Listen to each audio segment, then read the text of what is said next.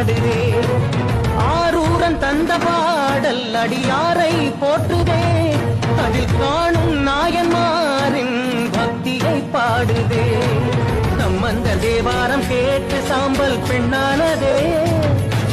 அப்பர்தம் தாண்டகம் கேட்டு நாகம் உயிர் தந்ததே.